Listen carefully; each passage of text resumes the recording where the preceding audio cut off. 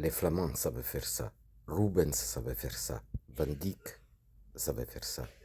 Ces peintres qui travaillent vite, non parce qu'il était pressé, mais parce qu'il avait compris quelque chose d'essentiel. La peinture fraîche ne ment pas. Elle enregistre l'état du peintre avec une fidélité brutale. Elle dit ce qu'on pensait vraiment, ce qu'on ressentait vraiment, à ce moment précis où la brosse a touché la toile. Après, quand la peinture sèche, quand on revient corriger, quand on a meilleur, on ne peint plus, on maquille. Regardez les couleurs.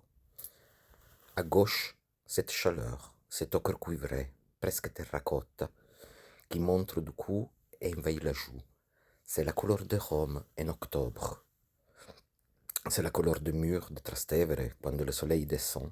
C'est la couleur du son qui circule, du désir qui reste, de tout ce qui et on nous refuse encore de renoncer.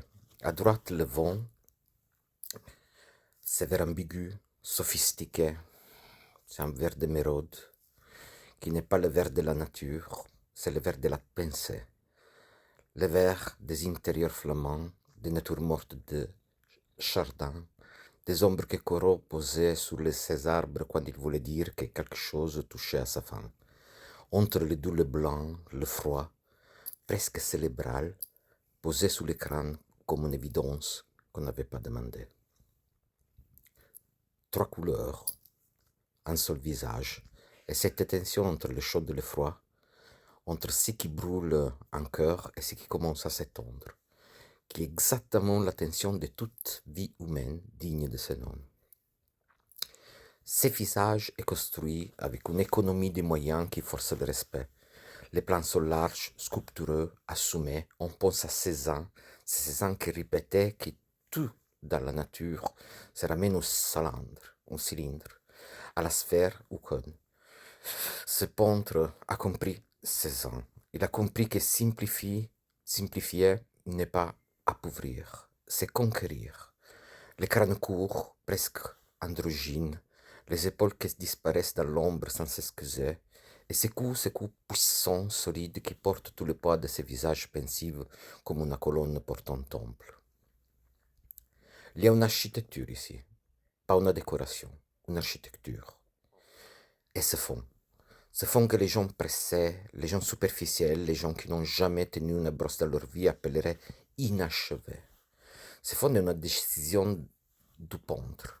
Ces couleurs mauves qui descendent lentement, ces traces verticales fantomatiques qui évoquent des arbres, des colonnes, ou simplement le temps qui passe derrière les êtres sans leur demander la permission. Ce fond ne raconte pas une histoire. Il crée une atmosphère, comme les fonds de Bacon, comme les fonds de Lucien Freud, comme tous ces peintres qui n'ont compris que ce qui entoure un visage doit rester mystérieux. Parce que le mystère est la seule chose que la peinture peut offrir, que la photographie ne pourra jamais voler. Ces tableaux ne cherchent pas à vous impressionner. Ils cherchent quelque chose de beaucoup plus difficile. Ils cherchent à vous reconnaître et à vous dire oui, ce moment que tu as vécu, ce moment où tu regardais dedans plutôt qu'en dehors, où le monde te semblait trop bruyant et trop vite en même temps, ce monde existait, il était réel, et quelqu'un l'a peint. C'est la peinture la prima, pas une technique, une confession. Et les confessions, mes amis, les vraies, celles qu'on fait la nuit, devant une toile blanche quand personne ne regarde, elles durent bien plus longtemps que toutes les explications du monde. Ce tableau s'appelle Les 32. L'entre-deux. L'être entre deux, l'entre-deux. Parce que c'est là que nous vivons tous. Entre ce que nous sommes et ce que nous n'avons pas osé devenir.